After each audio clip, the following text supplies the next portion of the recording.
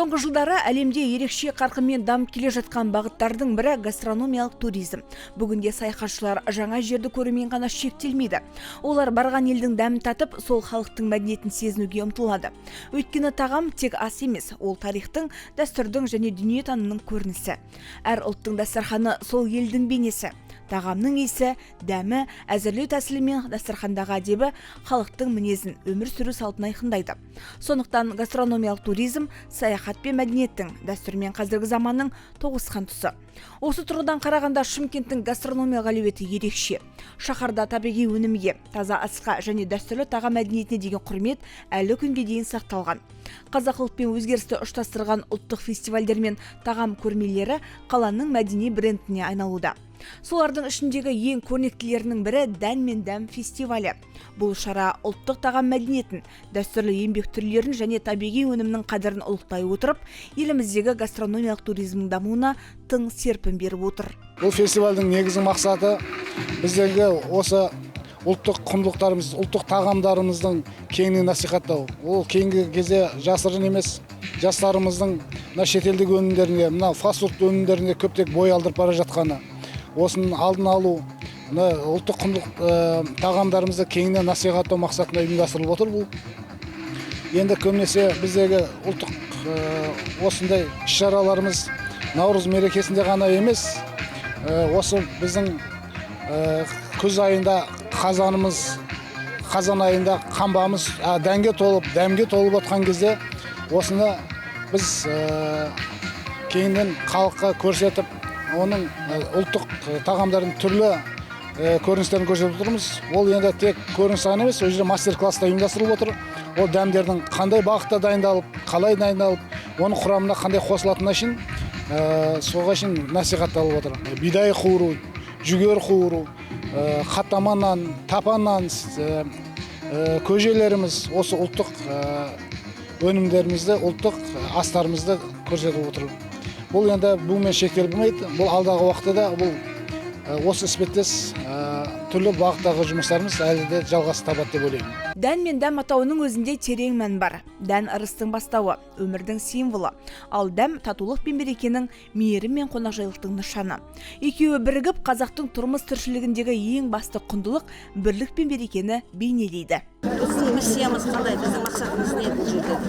Біздің мақсатымыз мынау ұлттық құндылықтарды көрсету жастарға. Бүгінгі іс-шараға жастар өте көп келіп жатыр, жан-жақтан студенттер, колледж студенттері, университет студенттері көріп тұрмын қазіргі бәрі осындай ұлттық салт-дәстүрді біз соңғы кезде өте үлкен көтеріп жүрміз жоғары дәрежеде. Сондықтан да біздің әжелеріміз сол дәстүрді үйретуде, дәріптеу, насихаттаудамыз.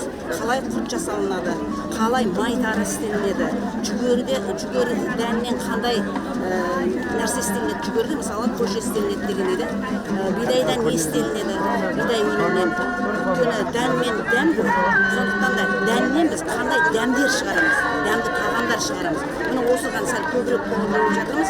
Осы соңғы 10 жылда біз осы құндылықтарды көтеріп отырмыз. Себебі біздің жастарымыз мына Европаға тән қылықтарды істеп, көбісі басқа жаққа бет бұрып бара жатыр. Өйткені біз ұлттық дәстүрімізді, салт-дәстүрімізді білмей біз бола алмаймыз. Сондықтан да жастар осыдан үлкен тәрбие алады деген ойдамын. Себебі әрбір қазақ деп жүрек соққан жастар ол өзінің ұлттық құндылықтарын, өзінің дәстүрін, салт-дәстүрін білуге тиіс. Қымыз бен шұбаттың дәмі, жаңа піскен нанның иісі, май шайқаған ананың еңбегі, тары түйген келіннің бейнесі, мұның бәрі қазақ өмірінің бөлінбес бөлігі.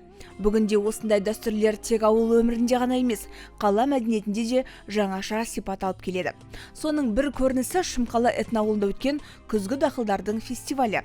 Диқандардың дәні пісіп, мол астыққа кенелген кезеңде дән ауысып, дәм ұлықталды. Мұнда күз мезгілінің байлығы дәріптеліп, қадір қасиеті ұғындырылды. Шырайлы Шымкентімде мына керемет дәм вест тарихи біздің тағамымыз, бұл қазынамыз біздің дәстүріміз. Осындай іс-шарада ата-бабаларымыздың, әжелеріміздің керемет күбіге майды пісіп, оны әдемілеп шек қарынға, оны қарынның ішін баптап, мінекей соны салып, сол жолаушы кеткен алыстағы жолаушыларға сол дәм болған, міне сол дәстүрді біз жалғастырып, мынау қазіргі жастарға деген үлкен үлгі боларлық, үлкен ата әжелеріміздің үлкен дана жолдары, дария қарияларымыздың жасаған керемет жақсылықтарының осындай жастарға беретін үлгісін бастаған салт дәстүр орталығының басшыларына рахмет. Қазақтың ұлттық тағамдары тек ас емес, ұрпақтан ұрпаққа жеткен өмір философиясы. Әр дәмнің артында еңбек бар, әр рәсімнің астарында мағына бар.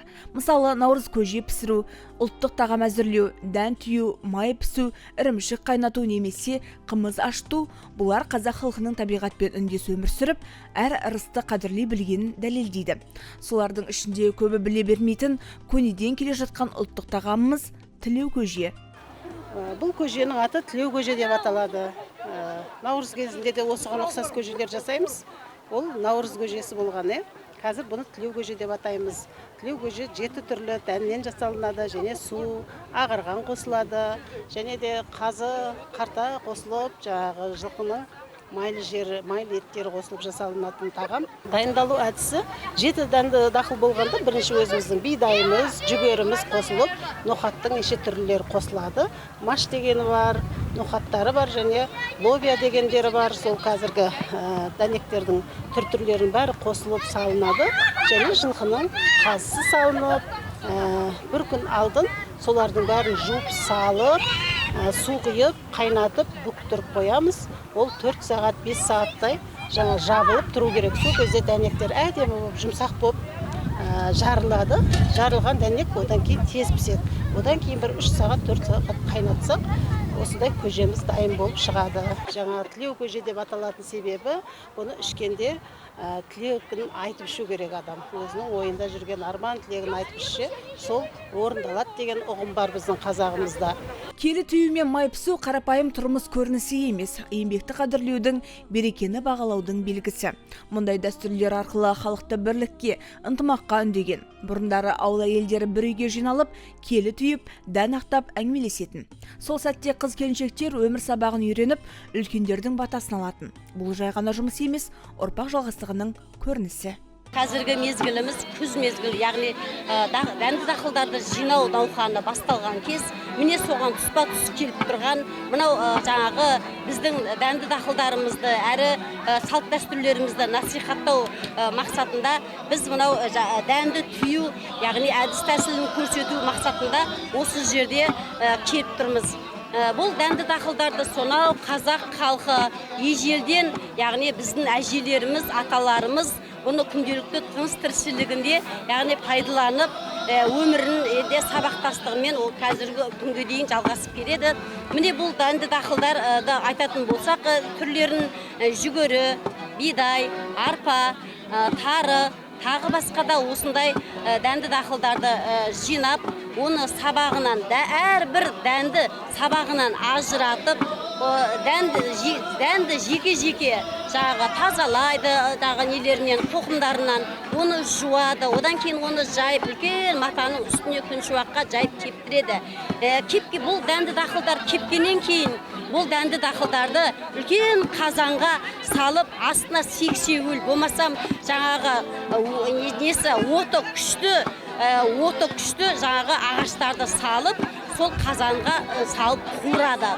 Қып-қызыл қып қуырғаннан кейін бұл дақылдарды тағы да бұны жайып қояды. Сөйтіп жайып қойғаннан кейін оны кептіріп суытады. Суытқаннан кейін барып, мынандай жағы мынау келі, мынау кесап деп аталынады. Міне бұл келі кесапты ежелгі ауылдарда ұсталар болған. Ұстаханалары болған олардың. Міне сондай ұстаханаларда бармақтарынан балтанған шебер ұсталарымыз осындай жаңағы мынандай келілерді жаңағы қарапайым жаңағы жиде ағаштарынан, жаңғақ ағаштарынан, қараталдардан, қарағай ағаштары өте мықты төзімді болып келеді. Сондықтан сондай ағаштарды алып, өрене қып кесіп, соны жону арқылы, жаңағы балтамен шабу арқылы, сөйтіп мынандай бірінші келінің әртүрлі жаңағы размерде кесіп алады, өзіне керекті. Далаға арналған келілер болады, үйдің ішіне арналған келілер болады. Міне сондай келілерді жонып, ішін жаңағы үңгіп, жалпы көлемін жасап алғаннан кейін бұл жаңағы мынау келілердің іші сыртын қойдың құйрық майымен майлы етіп шылқылдатып жағы сылап шығады. Сылап болғаннан кейін барып оны жағы тандыр ошаққа жанып тұрған сексеуілдің ыстық жағы несіне шоғынан жағы мынандай келілерді құйрық майын жағып болғаннан кейін сол жағы отқа күйдіреді, қыздырады. Әбден ішінде сыртында айналдырып қыздырып, онан кейін барып оны кептіреді. Онан кейін бұл жағы мынау келілеріміз жағы не қылмас үшін мынандай жарылып кетпеу үшін, жарылып кетпеу үшін, сынып қалмау үшін олардың мынау жағы жиектеріне және мынау төменгі жағы тұғыр жақтарына жағы мықты темірлермен жаңағы қысып қояды.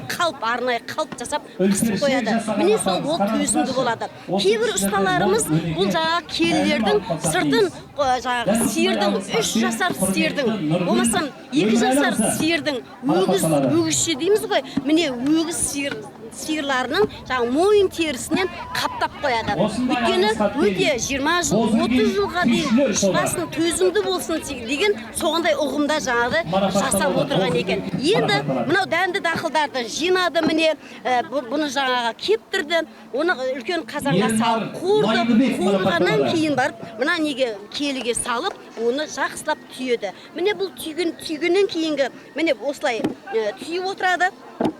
Осылай түйгеннен кейін ол дәнді алып жағы үлкен батырларымыз, жауынгерлеріміз, болмасам ер азаматтарымыз жағы аттармен, ол кездерде арбалармен жүреді ғой енді.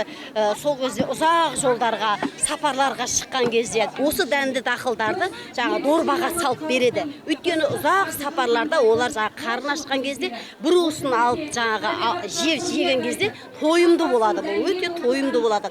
Онан кейін көбінесе бұл жағы дәнді дақылдарды жағы ер азаматтар азанғы уақытта аш қарынға жағы ыстық сүтке салып, май салып, құм шекер салып, араластырып, бір кесесін, үлкен бір кесесін алып жеп алатын болған. Міне бұл тойымды. Әсіресе бұл тағамдар жаңағы қуаңшылық болып қалған, болмасам жаңағыдай астық таусылған кездері, болмасам жаңағыдай үлкен жаңағы ашаршылықтың алдын алып, сондай кездерде болған. Енді бұнды дәнді дақылдар, мысалы осындай дәнді дақылдар, тек қана келіп кесапта емес, бұл жаңағы анау тұрған тас диірмен бар. Тас диірменде де тура осылай түйетін болған. Тас диірменнің асты тас, мына бір жұмбақ бар. Асты тас, үсті тас, ортасында піскен ас дейді. Міне бұл бәрі дәннің бәрі асымыз, біз нанымыз жеп отырған. Сол үшін осындай жаңағы сөздер пайда болған. Міне бұл жаңағы осындай берекелі асымыздардың бірі. Және де бұл осындай жаңағы дақылдарымыз әлі күнге дейін жалғасып келе жатыр. Әлі күнге дейін әрбір шаңырақта жаңағы асымыз болып есептеліп күнделікті өмірде жеп жатырмыз, ішіп жатырмыз. Мынау мысалы жүгеріні алып, мысалы қазіргі күнде де жүгері көзі пісіріп жатырмыз. Бидайдан мысалы ұн жасап, ұннан нан пісіріп, қамыр барлық тағамдарды жасап жатырмыз. Тағы да арпа, бұдан басқа арпаларымыз да бар, сұлу деген бар мысалы. Онда олардың барлығын жаңағы әлі күнге дейін жалғастырып біз жаңағы неғып келеміз. Енді бұл жерде біздің тұрған себебіміз жаңағы өзімізден кейінгі жас ұрпақтар бар, жас өскелең жаңағы жас өсіп келе жатқан жастарымыз бар. Міне соларға бұрынғы халықтарымыздың, ата-аналарымыз, әжелеріміз, бабаларымыздың қалай тыныш тіршілігінде дәнді дақылдарды қалай қолданды, одан қалай нан жасады, нан қайдан келді, бидай арпа жүгерілерімізді қандай еңбекпен келіп жатыр бізге. Маңдай теріміздің арқасы міне осындай қиыншылықтардан жаңағы алып келе жатыр. Нанды қадірлеу керек. Нанның қадіріне еш нәрсе жетпейді. Нан, бұның барлығы нан, асымыз біздің. Міне соны жаңағы нанымыз аспаннан түскен жоқ, жайдан жай келіп атқан жоқ. Осындай маңдай қара терімізбен келген аталарымыз, әжелеріміздің жаңағы еңбегі маңдай тері деп біз айтуымыз. Енді мынау келі келсапты да мысалы әлі күнге дейін біз мысалы әрбір шаңырақта кездестіруге болады мысалы әлі күнге дейін. Бұл нелерімізді әжелеріміз жаңағы өздерінің күш қуаты кеткеннен кейін біздің жаңағы осы кешенге өзімізден кейінгі ұрпақтар көрсін, балаларымыз, ұрпағымыз көрсін, балаларымыз көрсін, келешек болашағымыз көрсін. Сендер соны насихаттаңдар, осы жерде көрсін. Біздің үйде тұрғанда кім көреді оны деген сияқты. Сондай немен бізге осына келса, осы бізде қаншама бар қазір бізде. Соның барлығын бізге сыйға тартқан. Міне сол арқылы біз жағы кішкене білгенімізді айтып, үлгі өнегемізді көрсетіп жүргенді жөн санадық осылай. Дән түйме май пісу қазақ тұрмысының қос қанаты іспетті. Бірі еңбек пен ырыстың бастауы болса, екіншісі береке мен бірліктің бейнесі. Осы екі дәстүр ұлттың еңбекті қадірлеу мен ынтымақты сақтау жолындағы даналығын көрсетеді. Көбеге айран құйылады. Айранға қоса су құйылады. Сөйтіп пісу арқылы, күбіні пісу арқылы айранның бетіндегі қаймағы дейді, кілегейі май болып алынады. Содан біз май аламыз. Міне, бұл ата-бабадан келе жатқан қолдың майы дейді. Сол қолдың майын алу әдісі. Одан кейін бұл айранымызды біз жай ғана май алынып болған айранды қазанға құйып пісіреміз. Сол кезде піскен кезде сары су шығады бұның. Содан кейін сүзбе судан кейін бар пайда болады да, сол сүзбені алып құрт жасаймыз. Құрт жаямыз кәдімгідей. Ал сары суы адамның ағзасына өте пайдалы, асқазан, бауыр ауруларына өте пайдалы. Сол үшін сары суында пайдаға жаратады. Ал ішсе сусын болады бұның, көбеде пісілген айранның. Жесе осындай майын жеуге болады. Өте пайдалы. Айранның да пайдасы бұл ағарған деп айтамыз негізінде. Ағарғанымызға, осы айранымызда, сүтімізде, қымызымызда, қымыранымызда жатады. Бұрынғы кезде ауылға үлкен кісілер кіріп келе жатқанда ағарғанын құйып алып шыққан. Қандай ағарған болса да құйып алып шыққан. Ағарғанның пайдасы асқазанға, бауырға, ішек құрылыстардың бәріне жақсы. Бұрынғы кезде мысалы құдай қонақ дейміз ғой. Құдай қонақтар үйіне келген кезде сол үйдің қызы енді шай дайындайды, тамақ дайындайды. Сол кезде дайындап жүрген кезінде жаңағы үйдің қызы ұнап қалса, жаңағы құдай қонақ келген адамдарға біз сіздермен құда болайықшы деп жаңағыдай рұқсат сұрайды. Сол кезде құдаласуға егер үй егесі қыздың басы бос болса, сол үй егесі келіскен жағдайда ағарған құйып жаңағы келген құдай қонақ болып келген кісілерге егер келіссе құдалыққа ағарғанды ұсынып ағарған береді. Ал егер келіспесе, қызына құда түсіп қойған болса, мен қызыма құда түсіп қойған еді деп айтпайды, жай ғана нанды алып, нанды сындырып, нанды ұсынады. Сол кезде уже қыздың басы бос емес екенін біліп, жаңағыдай құда түсуге келген адамдар жаңағы 10 керегеге ілген қамшыларын жайлап қана алып қайта беретін болған. Ымға түсінбеген қазақ дымға түсінбейді деп содан қалған. Бізде бәрі ыммен, ишарамен түсіндіріп келген. Дән мен дәм фестиваліне келген шетелдік қонақтарда қазақтың тағамдық мәдениетіне ерекше қызығушылық танытады. Олар үшін ұлттық ас тек дәм ғана емес, халқымыздың мінезін, дәстүрін және қонақжайлығын танытатын мәдени код. Әр тағам бір әңгіме, әр дәм бір тарих. Сол арқылы шетелдік туристер қазақ елінің бай рухани әлемін таниды. Мы туристы из России, приехали посмотреть Казахстан. Солнечный Казахстан. Да, очень город гостеприимный, очень приятный. Очень нам здесь нравится. И люди очень добрые. И все так тепло, душевно. Попали вот сегодня на фестиваль. Здесь и угощения, и национальные костюмы, музыка. Очень все красиво. Очень солнечно, очень гостеприимная, очень вкусная страна, да, где очень вкусные блюда. Можно попробовать. И козы безумно нам понравилось, что мы бешбармак, баурсаки, плов, самса. Ну что вот, очень вкусно все. Бүгінгі Шымкент тек дамып келе жатқан мегаполис емес, ұлттық тағам мен дәстүрдің тоғысқан ордасы, қазақ халықтың айнасы, гастрономиялық туризмнің орталығы. Қалада көне дәстүр мен заманауилық үндесіп, ұлттық ас мәзір арқылы мәдениет пен руханият танылады. Мұндағы әр дәм тарихтың, әр тағам халықтың өмір салты мен мінезінің көрінісі. Шымкентте ұйымдастырылатын дән мен дәм сияқты фестивальдер осы бай мұраны ұлықтап, жаңа ұрпаққа жеткізудің жарқын үлгісіне айналды. Бұл шаралар қала тұрғындар мен қонақтарын біріктіріп, ұлттық құндылықтың қадірін арттырады. Табиғи өнім, таза ас пен қонақжай дәстүр шетелдік туристердің де қызығушылығын тудырып отыр. Осылайша Шымкент бүгінде қазақтың дәмі мен дәстүрін сақтап, гастрономиялық туризмді дамытуда алдыңғы қатарда тұрған рухани қалаға айналды.